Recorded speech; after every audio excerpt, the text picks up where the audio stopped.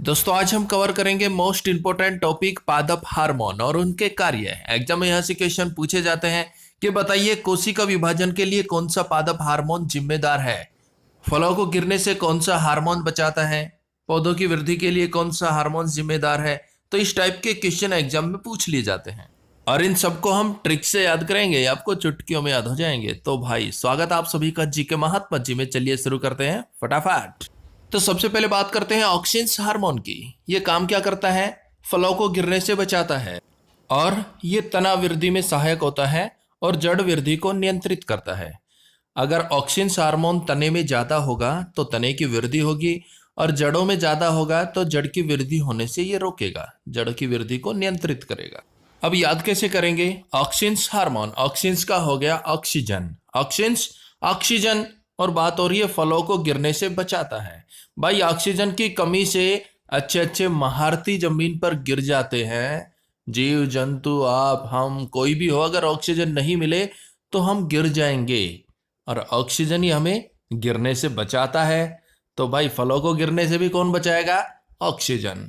Oxygen hormone फलों को गिरने से बचाता है। नेक्स्ट ट्रोमेटिक हार्मोन्स, ये पौधों की चोट ठीक करने में सहायक होता है और घायल कोशिकाओं में बनता है। अब देखिए यहाँ पर बात हो रही है पौधों की चोट को ठीक करने में सहायक होता है। भाई किसी भी चोट को ठीक करने में, चाहे वो पौधों की हो चाहे जीव जंतुओं की हो, चोट को ठीक करने के लिए उसका ट्रीटमेंट होता है। और यहाँ पर हार्मोन कौन सा है? ट्रोमेटिक। तो ट्रोमेटिक का हो गया treatment.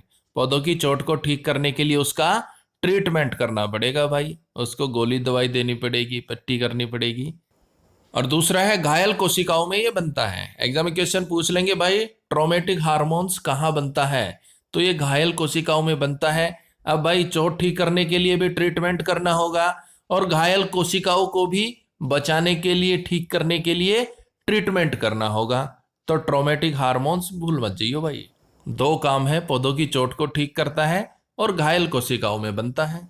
Next very important, exam में पूछा भी गया है, जिब्रेलिन्स हार्मोन। इसका क्या काम है?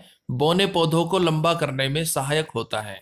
अब देखिए जिब्रेलिन्स, जिब्रे जिराफ, जिब्रे जिराफ। और भाई देखा होगा आपने जिराफ की गर्दन कितनी लंबी होती है, जिराफ कितना लंबा होता है। तो भाई बौने पौधों को भी लंबा करना है, जिराफ की तरह लंबा करना है। तो जो हार्मोन्स है उसका नाम भी जिराफ से ही मिलता जुलता है, जिब्रेलिन्स। नाम भी ऐसा रखा कि भाई पौधा भी जिराफ की तरह हो जाए। तो बौने पौधों को लंबा करने में सहायक होता है जिब्रेलिन्स, जिराफ हार्मोन्स। और नेक्स्ट साइटोकाइनिन, इसका काम है कोशिका विभाजन में सहायक होता है और ये आरएनए और प्रोटीन बनाने में सहायक होता है। अब देखिए साइटोकाइनिन, साइटो स्टार्टिंग में आ गया, साइटो साइट हो, साइड हो, ए भाई साइड हो, मतलब किसी को अपने से अलग करना, अपने से विभाजित करना है तो उसे बोल देते ना, ए भाई जरा साइड हो, साइड हो।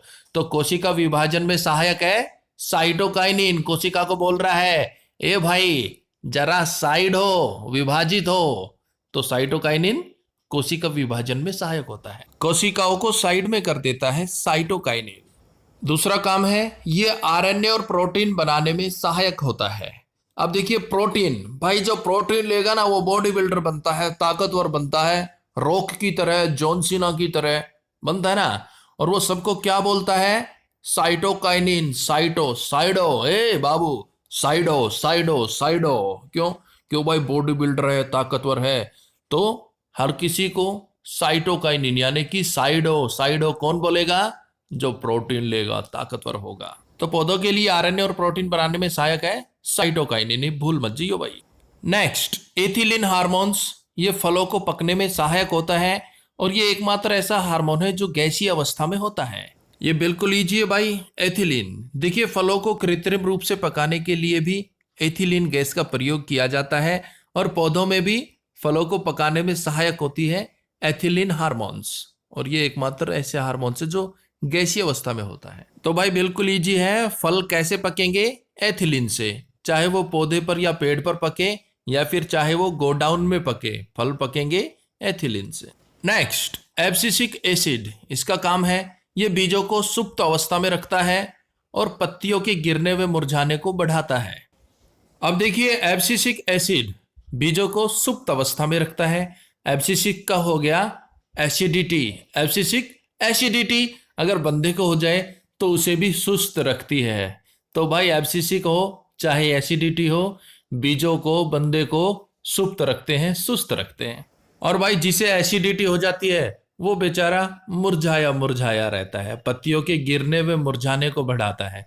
जिसे एसिडिटी हो गई वो खुश थोड़ी ना रहेगा, पेट में दर्द होगा, गैस बनेगी, तो वो मुरझाया मुरझाया रहता है और हो सकता है वो गिर भी जाए, चक्कर खा के गिर भी सकता है।